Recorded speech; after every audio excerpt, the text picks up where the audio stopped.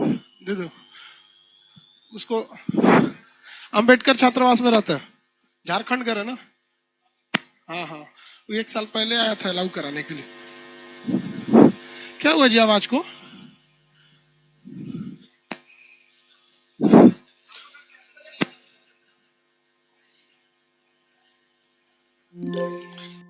Board ले जाने के लिए पढ़ाएंगे कौन चीज है घर पे? घर ये बोर्ड तो यहीं पे था, पटना में ही रह गया था। तो हम एक इजराइल की भाषा। क्या हुआ जी आवाज को?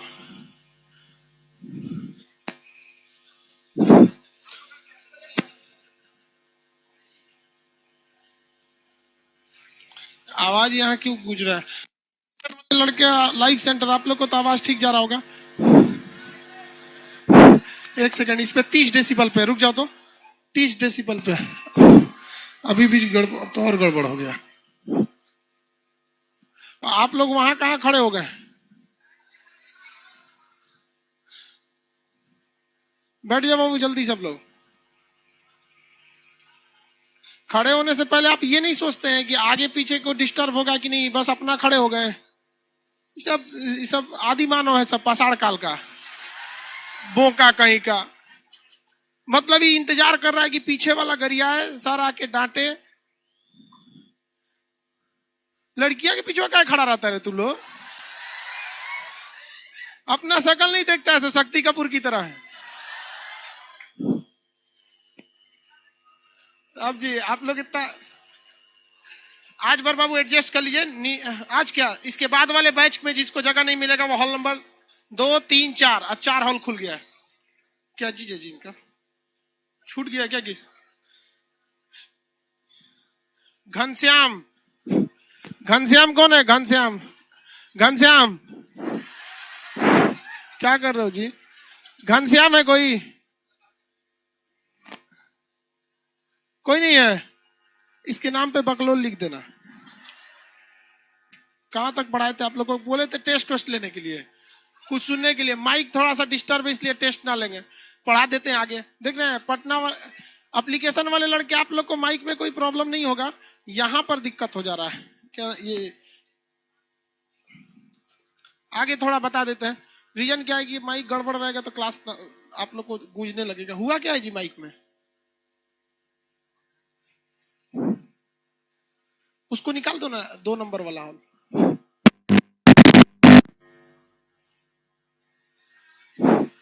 अब अच्छा एक्चुअली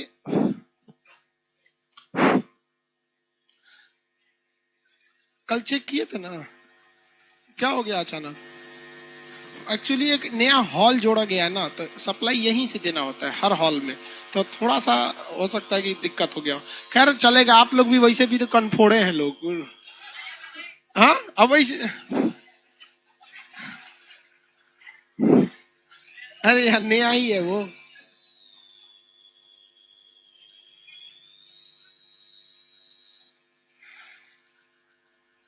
वैदिक काल, इस काल में किस चीज की रचना की गई थी? बैंक की, वेदों की। किसकी रचना किया गया? वेद की रचना करने के कारण इसका नाम क्या पड़ गया? वैदिक काल। रचना की वजह से क्या पड़ गया? वैदिक काल।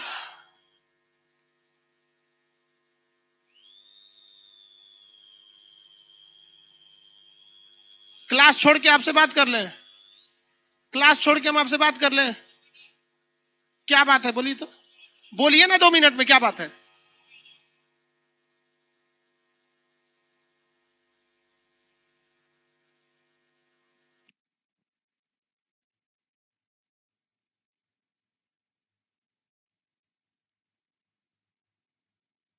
अरे यार इसी वजह से लोग, हम क्लास लेने के बाद ही मिलेंगे किसी से। क्लास खत्म होगा 10 बजे आप आएंगे, ठीक है? बाकी इन लोग को कोई बता दीजिए, जो प्रॉब्लम होगा बता देंगे, बताइए उनको। माइक ठीक हो गया? चलिए बाबू देखिए, सही हो गया माइक। इससे पहले के क्लास में जहां तक बताए थे उसके आगे वैदिक काल के बारे में समझा देते हैं। आज थोड़ा सा पटना में ट्रैफिक ज्यादा है, देखते हैं जगह जगह पे नाली खोद दिया है सब, उसमें से जब मैं गड़िए फंस गया, हम कहीं ले गया हमको, तो घुमा के ले आना पड़ा, इसलिए लेट हो गया। देखिए बाबू, इससे पहले के क्लास में हम आपको सिंधु सभ्यता के बारे में बता दिए थे, कंप्लीट हो गया था। सिंधु सभ्यता के पतन का कारण क्या था? हाँ, बाढ़। अब तो हम आपको वैदिक काल बता देते हैं। वह कालखंड जिसमें वेदों की रचना किया गया उसे वैदिक काल कहते हैं। आपके मटेरियल में वैदिक काल जो लिखा है वो एक मतलब इस ढंग से लिखा है जो मटेरियल में होना चाहिए, लेकिन आपको उस तरह से पढ़ेंगे तो याद नहीं होगा। तो एक काम करते हैं, मटेरियल में तो ये याद होने वाला भी बता ही देते हैं कैसे। देखिए, वैदिक काल की रचना में, वैदिक काल इसे इसलिए कहा जाता है क्योंकि इस काल में वेदों की रचना किया गया था। इस काल में वेदों की रचना किसने किया था? तो आर्य लोगों ने किया था। किसने किया था? आर्य। आर्य कहां से आए थे? मध्य एशिया। आर्य कहां से आए थे? मध्य एशिया। मध्य एशिया में अभी कौन देश आते हैं? सेंट्रल एशिया में, सेंट्रल एशिया में अफगानिस्तान के ऊपर का एरिया आता है, Kazakhstan, Kyrgyzstan, Tajikistan, Turkmenistan, Uzbekistan. समझ में आ गया कि नहीं आ गया? तो ये हो गया आपका कौन सा काल? वैदिक काल। वैदिक काल के रचनाकार किसे कहा जाता है? आर्यों को। आर्य कहां से आए थे? तो मध्य एशिया से। वो भारत में आए तो उन्होंने यहाँ के लोग, क्या आर्य भारत के मूल निवासी थे? नहीं, लेकिन वो यहाँ के मूल निवासियों को बड़ा मतलब निम्न कहा करते थे, क्योंकि जो भारत में ओरिजिनली रहा करते थे लोग, उन्हें संस्कृत बोलने नहीं आता था। क्योंकि संस्कृत देवताओं की भाषा है और यह भाषा आर्य लोग अच्छी तरह से जानते थे, इसलिए आर्य अपने आप को श्रेष्ठ या उच्च जाति का कहा करते थे। और जो भारत के लोग जिन्हें संस्कृत नहीं आता था, उन्हें वो निम्न जाति का या अनार्य कहते थे। क्या कहते थे? अनार्य। तो भारत के मूल निवासी क्या आर्य थे या अनार्य थे? अनार्य। जो आर्य थे वो संस्कृत भाषा लेकर भारत में आए थे। उन्होंने डिसाइड किया कि हम पूरे भारतवासियों को क्या सिखाएंगे? क्या सिखाएंगे? संस्कृत। संस्कृत सिखाएंगे। क्या सिखाएंगे? संस्कृत। तो इसलिए उन्होंने इसकी जिम्मेदारी ली कि हम भारत में आके क्या सिखाएंगे? संस्कृत सिखाने की जिम्मेदारी लेंगे। तो संस्कृत सिखाने का काम जो लिया था उन्होंने दो भाग में हुआ, एक उत्तर भारत में, एक दक्षिण भारत में। तो देखिए, उत्तर भारत वाला मेन था और दक्षिण भारत वाला मेन नहीं था। तो दक्षिण भारत का काम आर्यकरण का काम किया था अगस्त ऋषि ने। किसने किया? अगस्त ऋषि। दक्षिण भारत में अगस्त ऋषि। दक्षिण भारत का आर्यकरण अगस्त ऋषि। आप में से कितने लोग को संस्कृत आती है? अच्छी बात है, बहुत टेढ़ी भाषा है भाई, हमरा ना आता। अच्छी बात है। तो आप लोग को एक तरह से देखिए तो आप क्या हो गए? आर्य। हम लोग क्या हो गए? अनार्य। तो आर्य जो था उन्हें कौन सा कहा जाता? निम्न या श्रेष्ठ? भाई साहब जो संस्कृत जान गया श्रेष्ठ। हम लोग क्या हो गए? निम्न। उतना अच्छा संस्कृत नहीं आता है, वो तो मैट्रिक में मजबूरी में पढ़े थे लोग, नहीं तो फेल हो जाते लोग। कसम से, अगर फेल होने का डर नहीं रहता ना तो हमसे तो बस का नहीं था। बहुत मुश्किल हो जाता है संस्कृत। तो देखिए, जिन्हें आती है उन्हें क्या कहा गया? आर्य। तो वो सबको बताते थे। ज्यादातर संस्कृत में ही जितने श्लोक, मंत्र इत्यादि हैं वो सारे की सारे किस भाषा में? संस्कृत भाषा। तो दक्षिण भारत का आर्यकरण किसने किया? अगस्त ऋषि ने। उत्तर भारत का आर्यकरण का जिम्मेदारी किसने किया? गौतम राहुगढ़। किसने किया? गौतम राहुगढ़। तो यहाँ के राजा कौन थे भाई? राजा विदेह। यहाँ के राजा थे राजा विदेह। ये राजा थे विदेह। लेकिन इनके पास जो पंडित जी थे, इनके वीडियो क्वालिटी में क्या दिक्कत है जी? ठीक है, तो गुड मॉर्निंग सर। वीडियो रुक रहा है क्यों?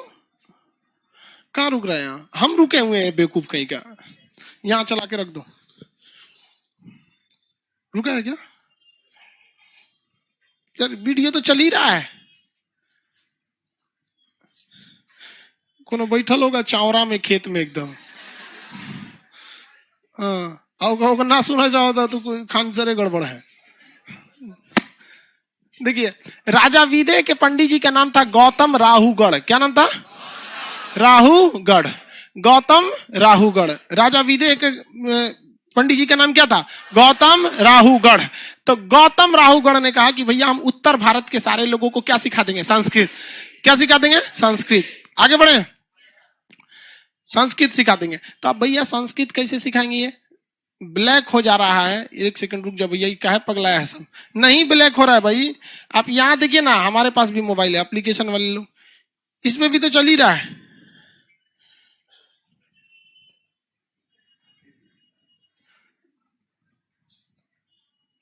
क्या दिक्कत हो रहा है जी इन सबको? एक दो चार्टों को दिक्कत है। जिनको दिक्कत क्या हुआ?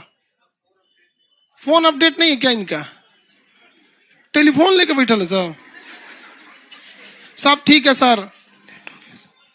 अब ठीक हो गया सर। अरे यार तो कभी बाई दी वे 1 सेकंड के लिए फ्लक्चुएट हो जाएगा तो 1 सेकंड में तुम लोग 8000 कमेंट कर देगा तो हम पगला जाएंगे। तुम लोग को भी समझ में नहीं आता है, धैर्य नाम की चीज नहीं है तो नहीं सब कुछ दिक्कत होगा ना। सर जी हो गया। चलो देखो यहां से, ये उत्तर भारत का आर्यीकरण किसने किया? गौतम राहुगढ़। और दक्षिण भारत का अगस्त। अब एक बात बताइए, हम आप ही से कहते हैं एक काम कीजिए ना, आप एक भाषा सीखिए जिसका नाम, हम आपको मंडारिन भाषा सिखाएंगे, या फिर हम आपको इजराइल की भाषा सिखा देंगे। इजराइल की भाषा क्या है? मूसा। इजराइल की भाषा हिब्रू। इजराइल की भाषा कौन सी? हिब्रू। हम आपसे कहते हैं हिब्रू भाषा सीखिए, आप सीखिएगा क्या है? हम आपसे कहते हैं इंग्लिश भाषा में काम करेंगे, मान के चले हम आप लोग को इंग्लिश फ्री में सिखाएंगे, सीखेंगे। तो देखिए भाई, दुनिया का दस्तूर है, जब तक आपको फायदा नहीं है आप यहां आएंगे नहीं। दुनिया में डर, जरूरत, इंसानियत, ये 3 चीज ही पूरी दुनिया को अभी तक रोक के रखी है। आपको कहीं ना कहीं जरूरत है इंग्लिश की, या फिर डर है कि शायद इंग्लिश नहीं रहेगा तो एसएससी नहीं निकलेगा। जरूरत और डर ये दुनिया का सबसे बड़ा चीज होता है। और इंसानियत ये अगर नहीं रहेगा तो फिर तो आप पूरी तरह प्रोफेशनल हो जाएंगे। तो आपको कहीं ना कहीं जरूरत है। तो लोगों ने कहा कि भैया हम संस्कृत काहे सीखेंगे? हम देखिए, एप्लीकेशन वालों को पता था हिब्रू, यही सबको।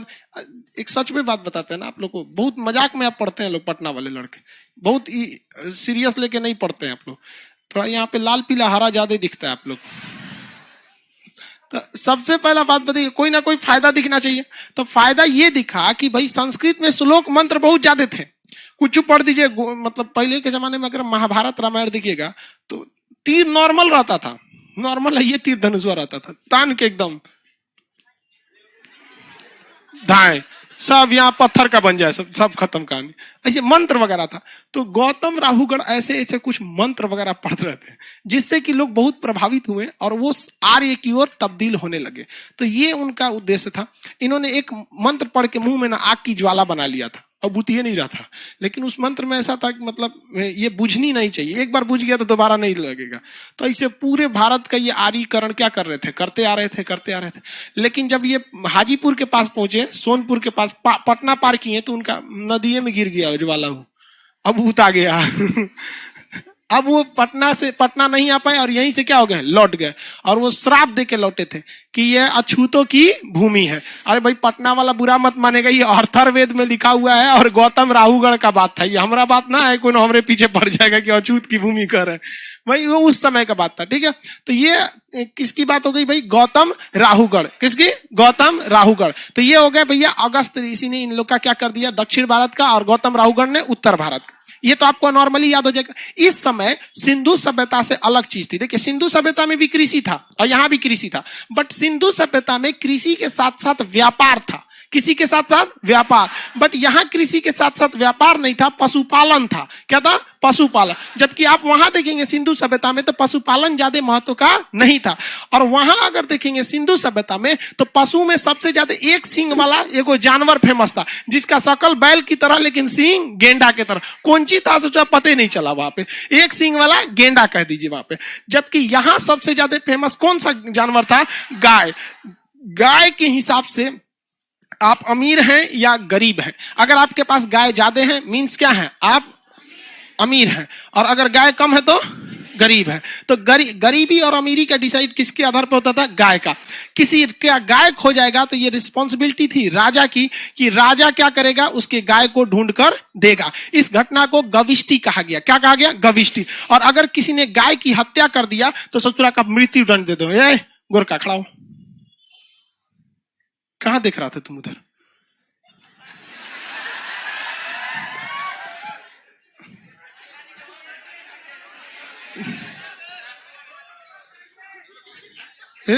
तू उधरिया का देख रही है? तू कल से उधर ना बैठेगा तुम।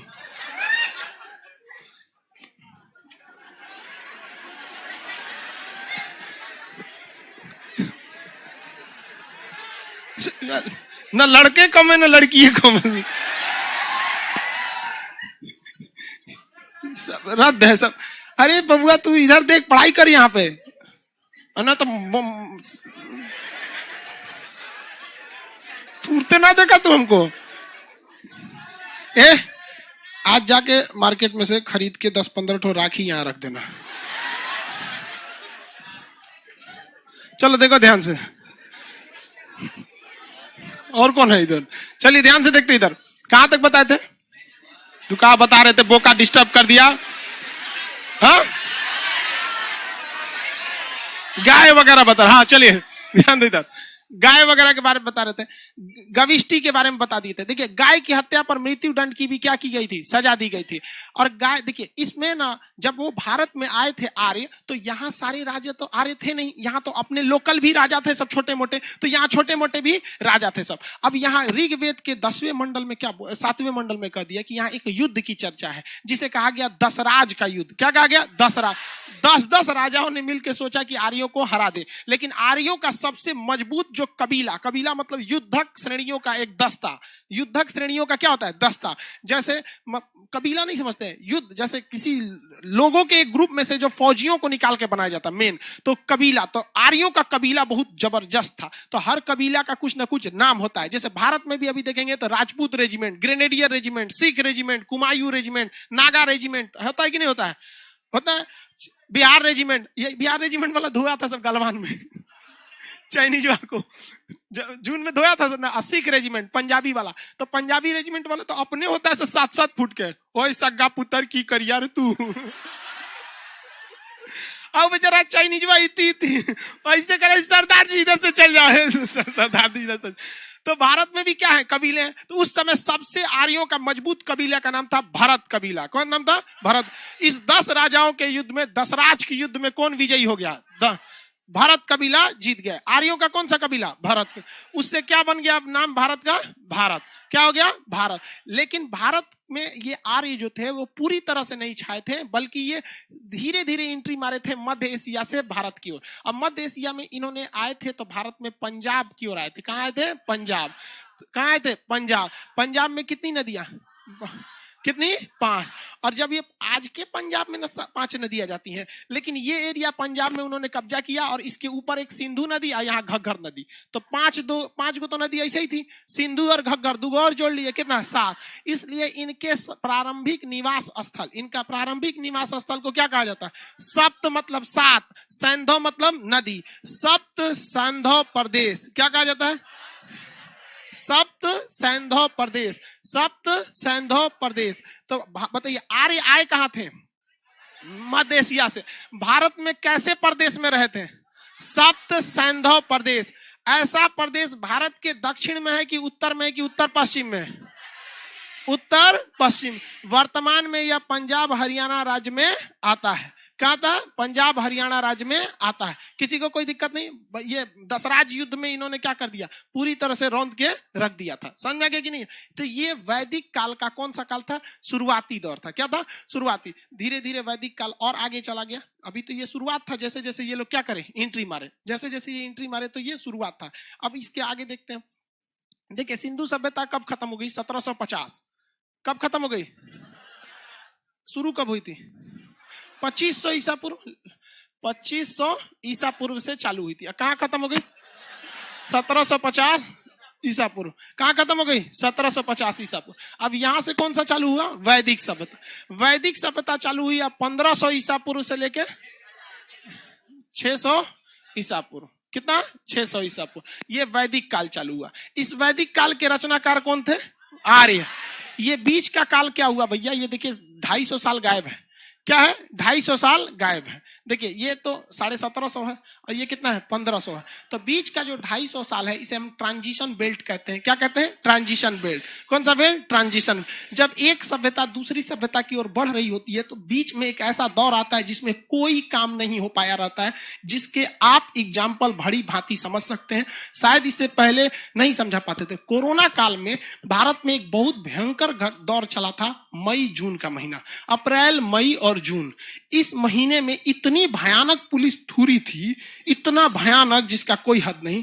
हम छुट्टी में गए थे होली में, बैच वगैरह में, तब तक पता चला बिहार सरकार ने आदेश दिया कि 23 मार्च तक स्कूल कॉलेज नहीं खुलेंगे। मोदी जी ने आराम से जनता कर्फ्यू किया और 2 दिन बाद भयानक कर्फ्यू कर दिया।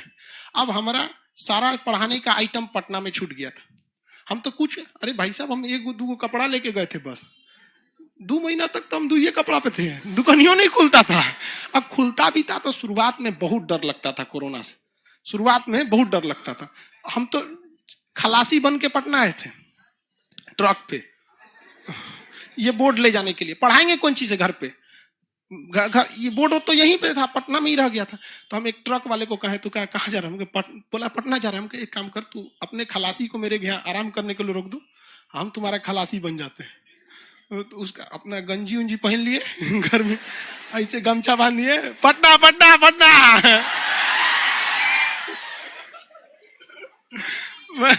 आए यहाँ पटना, और उसके बाद से 1 महीना तक तो हम व्हाइट बोर्ड पे पढ़ाए थे। आप मार्च और अप्रैल का वीडियो देखेंगे तो मार्कर से व्हाइट बोर्ड पे पढ़ाते थे, उसमें मजे नहीं आता था पढ़ाने में। तब मई में जब आए यहाँ पे, ट्रक वरक से लेके गए यहाँ पे, तब उस पे इस सब पे वीडियो बनाए थे। तो आप देखेंगे भारत में बहुत एक ऐसा दौर चला था जिस बीच भारत ने कुछ नहीं कर सका। तो हमने दो समाज को देखा, एक ऐसा समाज जो कोरोना से पहले था और एक ऐसा समाज जो कोरोना के बाद में था। तो इस बीच में देखिए कोरोना काल में कोई कुछ काम किया है नहीं। तो जब एक सभ्यता से दूसरी सभ्यता के बीच में कोई बहुत ही भीषण तबाही आती है तो एक बीच का बहुत बड़ा काल खराब हो जाता है। जैसे कोरोना ने 1 साल तो चौपट कर दिया। वो तो वैज्ञानिक आज ना डेवलप है कि वैक्सीन तैक्सीन दुनिया भर का खोज दिए, सैनिटाइजर मास्क है सब दुनिया, उस समय तो ये सब कुछ नहीं था। वैसे ही जब सिंधु सभ्यता की तबाही हुई थी, बाढ़ आया था, तो एक लंबा काल बर्बाद हुआ था। उस समय टेक्नोलॉजी नहीं थी, इस वजह से ये बहुत लंबा समय लग गया। देख रहे हैं लगभग 250 साल का क्या लग गया, समय लग गया वो समाज को धीरे धीरे उठ खड़ा होने में। आज लोगों को कोरोना से डरे नहीं लग रहा है। डर लग रहा है किसी को कोरोना से जल्दी डर नहीं लग रहा है। जबकि वही अगर आप देखेंगे वैसे ही सिंधु सभ्यता में, जबकि सब शुरुआत में अगर देखेंगे मई जून में तो सबको डर लग रहा था। तो जब कभी भी एक कोई भीषण आपदा आती है तो उससे रिकवर होने में एक अच्छा खासा टाइम लग जाता है। ये डिपेंड करता है उस समय की टेक्नोलॉजी कैसी थी। तो उस समय की टेक्नोलॉजी अच्छी नहीं थी, जिस वजह से इस खाली एरिया को क्या कहते हैं, ट्रांजिशन पीरियड, संक्रमण काल। मतलब इस काल में आपको सिंधु सभ्यता के लोग भी कुछ कुछ देखने को मिल जाएंगे और कुछ कुछ वैदिक सभ्यता के लोग भी देखने को मिल जाएंगे, दोनों देखने को मिल जाएगा। लेकिन बाद में पूरी तरह से वो क्या बन गया, वैदिक काल। तो आपसे कोई पूछेगा कि वैदिक काल कहां से कहां तक था? 1500 से लेकर 600। तो ये कौन सा काल था? वैदिक काल। आगे बढ़ जाए, कौन सा काल भैया? वैदिक काल। आगे देखते हैं। वैदिक काल भी 2 तरह से था। जब शुरुआत में कौन आए सब? आर्य आए सब। तो एक था स्टार्टिंग का, कहां का? स्टार्टिंग का। और एक जो था लास्ट का, कहां का? लास्ट का। तो स्टार्टिंग में कौन आए सब? आर्य आए थे सब। तो आर्य कैसे कैसे आए तो ये समझाई दिए। तो शुरुआत में उन्होंने आके सबसे पहले किसकी रचना किया? कौन सा वेद? ऋग्वेद। तो इसे कहा गया ऋग वैदिक काल। कौन सा काल? ऋग वैदिक। तो कौन सा काल? ऋग वैदिक काल। और इधर जब चला गया तो कौन सा हो गया? उत्तर वैदिक काल। उत्तर का मतलब होता है उसके आगे का शाम। तो लास्ट वाला क्या कहलाया? उत्तर वैदिक काल। उत्तर वैदिक काल। कितने लोग बता सकते हैं अर्थर्वेद किस में होगा? अर्थर्वेद उस साइड वाला। ये वाला जो शुरुआती काल था ये स्टार्टिंग का था। तो स्टार्टिंग तो आपको पता ही है कि कहां से शुरू होगा? 1500 से कहां तक? 1000 ईसा पूर्व। और ये कहां से 600 ईसा पूर्व। कौन सा? 600 ईसा पूर्व। कोई अंतर नहीं है दोनों में, दोनों सब कुछ एकदम सेम है, कोई अंतर नहीं है, सेम है। बट कोई भी चीज जब स्टार्टिंग में होती है तो उसमें बहुत सारी चीजें जो होती हैं वो मतलब इनिशियल एज में होती है। अब धीरे धीरे वो क्या हो जाता है? डेवलप हो जाता है। तो हम आपसे पूछते हैं ज्यादा डेवलप कौन सा, वैदिक या उत्तर वैदिक? हाँ, वेदों की ज्यादातर रचना किसमें हुई? ऋग वैदिक काल में। किसमें? ऋग। अर्थर्वेद का तो इधर हुआ था ना। तो ये तो समझ में आ गया आप लोग को। आर्यों का जो समाज था वो सिंधु सभ्यता की तरह मातृसत्तात्मक नहीं था। ये समाज कैसा था? पितृसत्तात्मक। कैसा था? पितृसत्तात्मक। कैसा था? पितृसत्तात्मक। अब इसमें आपको 2-3 चीजें याद रखना है जो आपको सिस्टमेटिक ढंग से याद हो जाएगा। पहला आपको समाज देख लेना है, समाज किस हिसाब से बटा था, मीटिंग वगैरह किस तरह से होती थी, कोई डिसीजन लेना होता था तो मीटिंग वूटिंग क्या करना होता था यहाँ पर। उसके अलावा आप देखेंगे यहाँ क्या कौन कौन से मतलब अनुष्ठान वगैरह हुआ करते थे, यज्ञ कौन से होते थे, नदियां क्या थी, कौन कौन से किताबें थी। बस ये सब 4-5 चीज पढ़ लेंगे, याद हो जाएगा। और जिस तरह से मटेरियल में लिखा है उस तरह से जल्दी याद नहीं होगा। तो सबसे पहले हम क्या देख लेते हैं? समाज। तो समाज में 4 तरह के लोग रहते थे। इसे कहते हैं हायरार्की। क्या कहते हैं? हायरार्की। हायरार्की मतलब सोपान। इसमें सबसे ज्यादा संख्या ये नीचे वाले की है। देखिए ज्यादा एरिया ये उससे कम ये, उससे कम ये, उससे कम ये, सबसे कम एरिया ये। तो इन्होंने कहा कि भैया देखिए सबसे ऊपर तो भगवान रहता है, वो हम मानव की श्रेणी में है ही नहीं है। तो वैदिक काल में सर्वश्रेष्ठ किसे रखा गया था? भगवान को। और कहा गया उसके नीचे कौन रहते हैं? ब्राह्मण। क्या रहते हैं? ब्राह्मण। ब्राह्मण को कहा गया कि ब्रह्मा जी के ये रूप हैं। क्या है? ब्रह्मा जी के रूप हैं। तो अभी भी समाज में ब्राह्मण कम है, और इस संख्या के हिसाब से देखिए अभी तो ब्राह्मण क्या है? कम है। इसमें देखिए ना, इतना ही तो एरिया है ब्राह्मण के लिए, है कि नहीं है? हायरार्की के हिसाब से तो अभी भी ब्राह्मण कम है। 3% ब्राह्मण है भारत में। कितने परसेंट? 3% ब्राह्मण। जबकि जितना भी बड़ा पोस्ट देखिएगा उसमें 70% में कौन है? ब्राह्मण। इसका मतलब ये नहीं कि ब्राह्मणों ने छल कपट से नौकरी लिया है या उन्हें किसी ने आरक्षण दे दिया है। वो कम खाएंगे लेकिन पढ़ाई ज्यादा करेंगे। अमीर गरीब कैसा भी रहेगा लेकिन वो पढ़ेगा। इसलिए आप सबको कहते हैं परिस्थिति को मत कोसिए। कोई आरक्षण वगैरह किसी आप में से पंडित जी लोग हैं कि नहीं जी? हाँ बहुत है लोग। आप लोग कोई आरक्षण मिला आज तक? डरे ये हाथों नहीं उठा रहा है। अरे भाई इसमें क्या दिक्कत है? हाथ उठाने में क्या जाता है? लेकिन वो लोग मेहनत किया है। उसके नीचे कौन आते थे भैया? क्षत्रिय। कौन थे? क्षत्रिय। कौन है? क्षत्रिय। तो ब्राह्मण के नीचे क्षत्रिय, ब्राह्मण के नीचे क्षत्रिय। क्षत्रिय का अर्थ होता था जान बचाने वाला या रक्षा करने वाला। उसके नीचे बिजनेसमैन, जिसे कहा गया वैश्य। क्या कहा गया? वैश्य। क्या कहा गया? वैश्य। उसके नीचे सेवा करने वाला शूद्र। कौन सा हो गया? शूद्र। तो 4 समाज था। क्या समाज था? 4। अब इसमें भी 2 विडंबना देखिए। हमारा जो वैदिक काल था, कौन सा काल? वैदिक काल। ये कहां से कहां तक था? 1500 से लेके 600। 1500 से लेके 600। इसमें कितने थे? एक तो पहला कौन था? ऋग वैदिक। पहला ऋग वैदिक। कहां से कहां तक? 1500 से लेकर 1000। 1500 से लेकर 1000।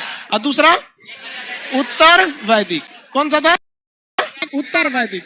उत्तर वैदिक कहां था? 1000 से 600। 1000 से लेकर 600। अब ये जो समाज आप देख रहे हैं, ये समाज, इसमें ब्राह्मण, क्षत्रिय, वैश्य, ये लोग, ये समाज भी जो था ये 2 तरह से था। देखिए ऋग वैदिक काल में कहा गया कि आपकी जो जाति है वो जाति का निर्धारण होगा कि आप काम कैसा करते हैं। जाति का निर्धारण किस आधार से होगा? काम कैसा करते हैं। जैसे मान के चलिए कि इसमें आप में से कोई लड़का स्टूडेंट पढ़ाई कर रहा है और इसमें पढ़ने के बाद कोई PhD कर लिया, TGT UDT करके स्टेट या सीटेट निकाल के टीचर बन गया। क्या बन गया? टीचर। तो किस श्रेणी में चल गया? ब्राह्मण। इसमें से किसी की नौकरी हो गई और वो चला गया कहां पर भाई? डॉक्टर बन गया। क्या बन गया? डॉक्टर। तो डॉक्टर क्या करेगा? जान बचाएगा। तो जान बचाने वाला क्या होता है? इसमें कोई दरोगा में हो गया क्षत्रिय, आर्मी में हो गया हाँ क्षत्रिय, कोई इसमें बड़ा होकर कोई बहुत बड़ा बिजनेसमैन हो गया। कौन हो गया? वैश्य। समझ में गया? मान के चलिए आप में से किसी का नौकरी नहीं हुआ, हाँ, तो किसी प्राइवेट की जगह काम करेंगे ना, शूद्र। मान के चलिए लड़की सब का भी नौकरी किसी का आप में से नहीं हुआ, तो क्या कीजिएगा? ससुराल में जाके आटा बेलिएगा। सुबह उठते कौन सी हो जाएंगे? शूद्र। शूद्र का अर्थ होता है सेवा करने वाला। शूद्र का अर्थ क्या होता है? सेवा का। तो जब तक ऋग वैदिक काल था, जब तक ऋग वैदिक काल था, यानी जो ओरिजिनल आर्य थे शुरुआत में, उनके नियम के अनुसार एक ही परिवार में कई जाति के लोग रहते थे। एक ही परिवार में कई जाति के लोग रहते थे। जैसे मान के चलिए हम टीचर हैं तो हम दूसरे को शिक्षा दे रहे हैं। पंडित जी भी तो क्या करते हैं? शिक्षा ना देते हैं, आपको ज्ञान देते हैं, संस्कृत पाठ वगैरह कराते हैं, शिक्षा। तो हम कौन से हो जाएंगे? ब्राह्मण। हम क्या हो गए? ब्राह्मण। हमारा भाई मान के चलिए फौज में चल गया, तू क्या हो गया? क्षत्रिय। पिताजी रिटायर होकर सोच रहे हैं कि बिजनेस कर ले, तो क्या हो गया? अब मेरी माँ घर में कुछ नहीं करती, सेवा करती है, खाना वाना बनाती है, क्या हो गई? शूद्र। ले भैया, एक के घर में कहोगे जात। ये अच्छा था या नहीं था? बहुत परफेक्ट था। लेकिन आने वाले वक्त में धीरे धीरे ऐसा होने लगा कि इंसान की मानसिकता बनने लगी ये 500 साल में कि ज्यादा वैल्यू ब्राह्मण को मिल रहा है।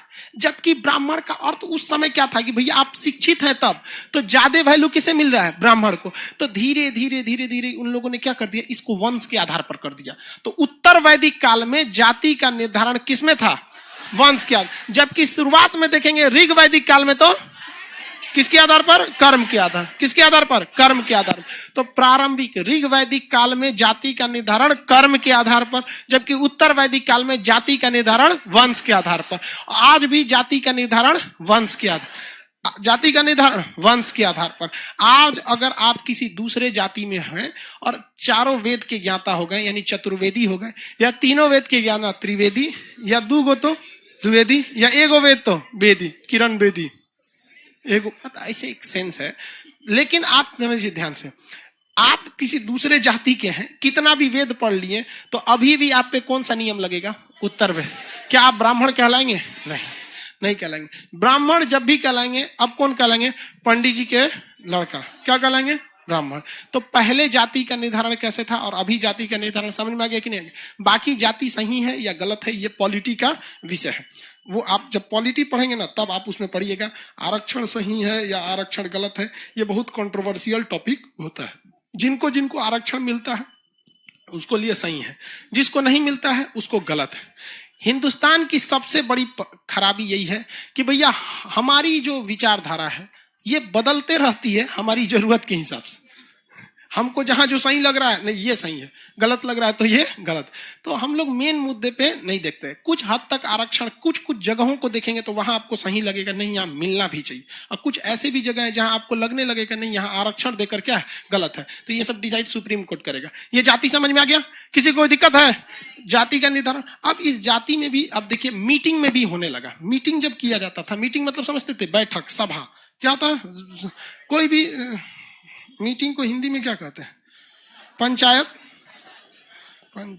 जो पंचायत होता था यानी जो मीटिंग बैठ के की जाती थी, ये भी तीन तरह से। कितने तरह से? तीन तरह से। एक होता था सभा, क्या होता था? सभा।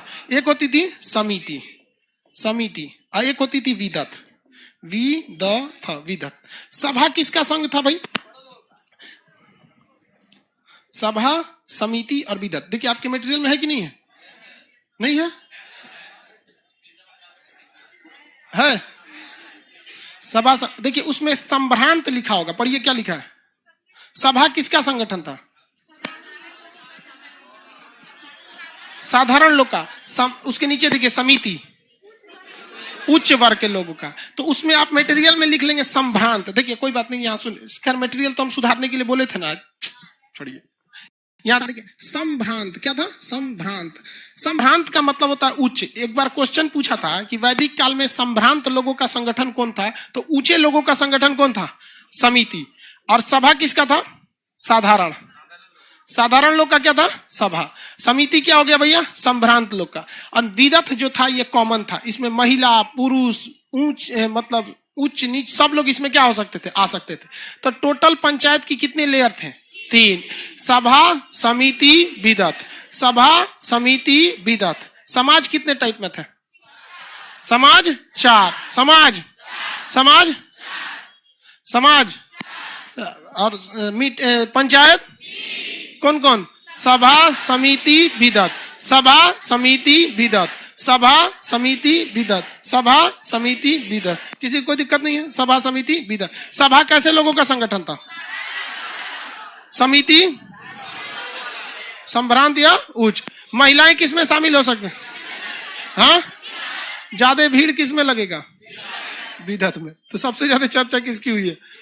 हाँ, विदत में। किसी को कोई दिक्कत नहीं, आगे बढ़ जाए। सभा, समिति, विदत कितने तरह का था भैया? अब इसमें यज्ञ जो होते थे, इस काल में यज्ञ 2 चीज देख लिए आप। कौन कौन चीज देखे आप? समाज देखे। क्या देखे? समाज। दूसरा पंचायत वगैरह, पंचायत। तीसरा देखते हैं यज्ञ। कौन सा? यज्ञ। 3 टाइप के थे। यज्ञ कितने टाइप के? 3। भाई समाज कितने टाइप का था? पंचायत, यज्ञ। देखते हैं क्या जी? यज्ञ 3 टाइप का। पहला था आपका अश्वमेघ यज्ञ। कौन सा? अश्वमेघ यज्ञ। अश्वमेघ यज्ञ, ये अश्वमेघ यज्ञ एक अझुराने का तरीका था। किसी से लड़ाई करने का क्या होता था? तरीका होता था। जब हम बहुत ज्यादा बलशाली है ना तो कोनो से जाकर लड़ जाएंगे इससे, और बात तो उनसे तो अझुराना फिक्स है। तो ये अझुराने का एक तरीका था। कोई राजा कमजोर है, जैसे मान के चलिए कोई बहुत बड़ा राजा है, देख रहा है कि बगल का एक गांव है, ये दूसरे राजा के अंडर में, तो एक घोड़ा लाता था सफेद रंग का। अब पंडित जी से कहता था इसका पूजा कीजिए, घोड़ा को खूब अच्छा सजा दीजिए। तो घोड़ा को क्या कर दिए? खूब सजा दिए, और उसके पीछे पूरी सेना चलती थी, और उस गांव की ओर हाँक दिया जाता था। अब गंगा की ओर चल जाता था घोड़ा। और उधर जाके अब नियम ये था कि अगर ये घोड़ा जिस गांव को पार कर गया, वो गांव उस राजा का हो जाएगा जिस राजा का यह घोड़ा है। और अगर आप अपने गांव को क्या करना चाहते हैं, बचाना चाहते हैं, तो सेना लेके रेडी रहिए। पीछे क्या आ रही है, युद्ध। सेना लेके रेडी रहिए, युद्ध होगा। आप बताइए, तो जबरदस्ती है ना। आप यज्ञ करा के रेडी बैठे हैं, कौन सुबेरे सवेरे उठ रहा है, खेत में गई ले लोटा लेके, देख रहे घोड़ा आई लो रे वो क्या युद्ध लड़ेगा, हाँ क्या युद्ध करेगा बेचारा, ऐसे जबरदस्ती है जुड़ाने का। तो इस एरिया में ना दिमाग लगाना चाहिए, एगो खूब सुंदर घोड़ी रखना चाहिए, एकदम चमचमाती हुई खूब सुंदर घोड़ी, और उस घोड़ी को ना दूसरे ओर हाक देना चाहिए। अब वो घोड़ा भाड़ में जो ससुरा तू सुने। युद्ध में everything is fair in war and love. समझा गया? तो ऐसा ही उपाय से आदमी क्या कर सकता है, बच सकता है। तो उस समय ये टेक्नोलॉजी नहीं थी, 3-4 को घोड़ी रख दे। आगे चलिए चलिए आगे 3-4 घोड़ी इसलिए करें कि अलग अलग घोड़ा का अलग अलग पसंद। हम अपने साम्राज्य पर रिस्क क्यों ले, कोई ना कोई तो पसंद आएगी। चलिए ध्यान से देखते हैं, आगे समझिए। तो रजो बहुत खचरा होता था सब। जो अश्वमेघ यज्ञ कराता था ना, वो अखिया पे पट्टी बांध देता था। लो चचरा घोड़ी है कि गधई, समझे में नहीं आएगा, चल आगे। तो अश्वमेघ यज्ञ समझ में आ गया। ये उस समय युद्ध का बहुत जबरदस्त तरीका होता था, अश्वमेघ यज्ञ। तो ये अक्सर बड़े राजा करते थे। कौन करते थे? बड़े राजा। इसके बाद होता था वाजपेयी यज्ञ। कौन सा? वाजपेयी यज्ञ। वाजपेयी यज्ञ एक प्रकार का शक्ति प्रदर्शन था। ये आज भी भारत में होता है। वाजपेयी यज्ञ शक्ति प्रदर्शन एक तरह का। देखिए कब होता है शक्ति प्रदर्शन? 26 जनवरी को होता है। देखते हैं हमारी सेना का पूरा हर एक रेजिमेंट जाता है, हर जगह की झांकियां जाती हैं, मिसाइल, तोप, टैंक, जहाज, हेलीकॉप्टर। देखते हैं 26 जनवरी को लाल किला से। वो क्या है? अश्वमेघ। वो एक तरह का वाजपेयी यज्ञ है। वाजपेयी यज्ञ वह यज्ञ था जब एक बहुत बड़ा अनुष्ठान करके राजा अपना शक्ति प्रदर्शन करता था। राजा क्या करता था? शक्ति प्रदर्शन करता था। तो शक्ति प्रदर्शन आज भी होता भैया? नहीं होता है आज शक्ति प्रदर्शन? कब होता है? 26 जनवरी। हाँ 26 जनवरी होगा। पाकिस्तान वगैरह भी करते होंगे सर। उन सब हथियारे को आधा घंटा में तो परेड खत्म हो जाता होगा। क्या निकलता होगा उन सब के परेड में? अलकायदा, लश्कर तैयबा, जैसे मोहम्मद के आतंकवादी। अरे यही सब तो परेड में निकालेगा, दूसरा है क्या वहां पर? चलिए, तो ये कौन सा हो गया? वाजपेयी यज्ञ। इसके बाद कौन सा होता था भैया? राजश्रेय यज्ञ। श्रेय कहीं लिखा है?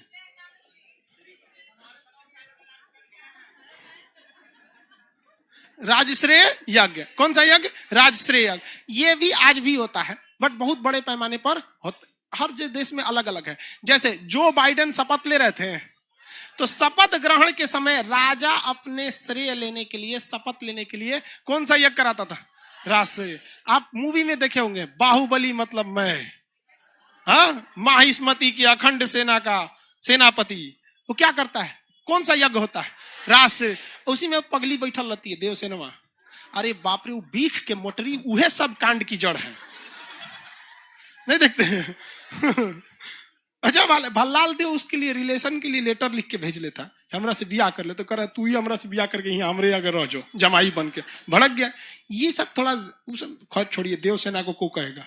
वो भुगतबो तो की थी कितना। तो वो क्या होता था? राजश्रेय यज्ञ। कितने प्रकार के? 3। कितने प्रकार के? अश्वमेघ यज्ञ, वाजपेयी यज्ञ, और कौन सा? कौन सा? राजश्रेय यज्ञ। अभी भी कौन सा होता है? ये दोनों होता है।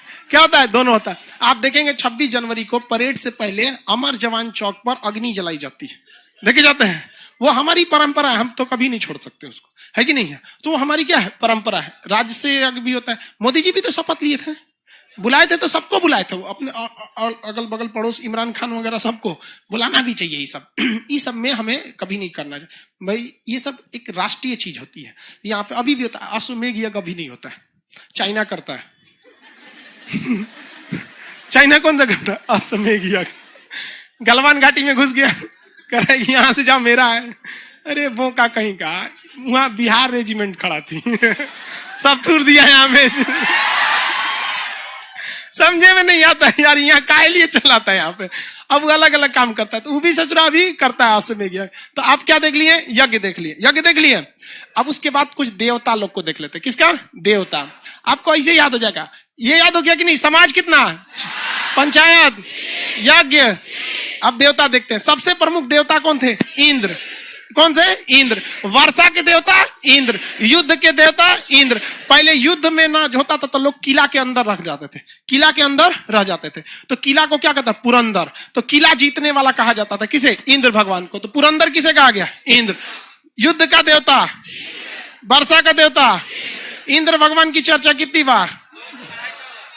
इंद्र भगवान 250। इसके बाद अगला कौन थे? अग्नि। कौन थे? अग्नि 200। अग्नि 200। उसके बाद वरुण। वरुण किसके थे? वायु के। अग्नि के तो पता ही होंगे, आग के देवता। अग्नि किसके? आग के। इंद्र भगवान वर्षा। वर्षा और युद्ध के इंद्र भगवान। वर्षा और युद्ध के, वर्षा और युद्ध के, वर्षा और युद्ध के अग्नि के देवता अग्नि। अग्नि की चर्चा 200। अग्नि की चर्चा इंद्र भगवान। इंद्र भगवान। पुरंदर किसे कहा गया? वायु के देवता वरुण। वायु के देवता सोम देवता। कौन सा? सोम देवता। किसके? जंगल के। उस समय जंगल बहुत ज्यादा जरूरी था, क्योंकि लकड़ी के ही ज्यादातर यूज होते थे। आज ना ये सब एसीपी इलेक्ट्रॉनिक ही सब दुका दुका आ गया। लकड़ी धीरे धीरे क्या हो रहा है? कम हो रहा है। लकड़ी की चीजें कम में भी हो जाना चाहिए, क्योंकि लकड़ी जो है भाई साहब अब बहुत कम बच गया है। पेड़ पाड़ काट के पर्यावरण दिक्कत है। सोम देवता किसके थे? हाँ, मारुत। तूफान। मारुत तूफान। मारुत। सबसे बिखिया रुद्र। कौन थे? इनको क्या कहा जाए? बिखिया लिख देते हैं।